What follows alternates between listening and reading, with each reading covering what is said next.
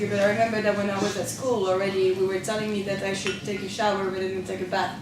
So, I mean, I think putting that into the conscious mind of consumers as being doing for so many years, and now we actually use this concept to make it a capitalist concept. You know, you go to a vegan restaurant, it's more expensive than going to a normal restaurant. You want to buy organic products, most of them are actually just a label that don't say anything.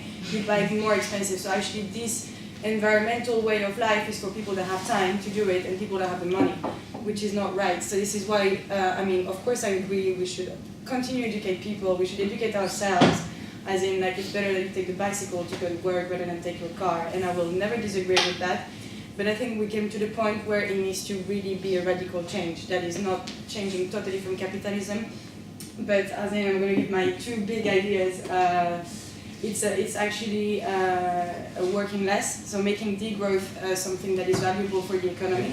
If you work less and you get the same amount of money, people have more time to engage with the communities, they have more time to learn, and they have more time to actually do social projects. It's been proved that it's not because you have free time that you just sit down and watch TV. It's been proved that actually people engage more with their communities. And you know, we work as much as we did a long time ago, but the thing is that we have technologies now which before, for example, you would work 8 hours, you would produce 3 mugs. Now you work 8 hours, you produce 15 mugs, which created mass consumerism, because I'm not going to sell you 1 mug, I'm going to sell you 2 for the price of 1, which is bad. So work less, produce less, and have enough money to actually engage. This will create a new economy, the economy where people will sell experiences. That means if I have more time, I will interact more with my community. I will make drama, I will start singing, I will start going to schools, I will start selling my own jewelries. And this will create a sub-economy that are actually coming now. We call it the subcultures, the hipsters, the alternative way of life. It's coming, but if actually there is a measure that says, look, we stop working that much, it could work. It's really ideology, but it's something that everyone could agree with. Yeah. Second thing, again, it's still a bit capitalist, but it will help us because it will convince a lot of people. Carbon credits. I'm not going to tell you you don't have to take the plane. I'm going to tell you you can take it so that you can emit that many CO2 emissions per year. That will say that people will, for example, take less the plane, but plan their holidays better. So, for example, okay, I don't know how many tons of CO2 I can take, but that will be enough for me to go to Australia for 3 weeks. So that's the only trip I will do. If, for example, this year I cannot do a trip, I can sell my carbon credits. If you're a rich person, good for you. You have to buy these carbon credits to be able to work. You create a new economy that is actually good for the environment. And then with that, over the time, the money can be used to actually invest into proper things, but that will drastically diminish the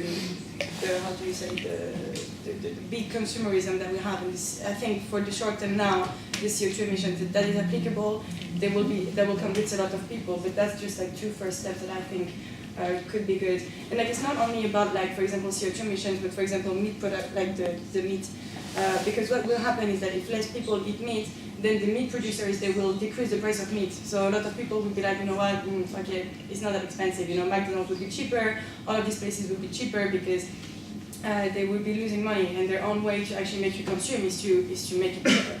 And so we don't have time to raise awareness about all of that. So for example, we could say, you are allowed to eat that much kilograms of meat per month. I don't know, I'm just giving ideas, as I said.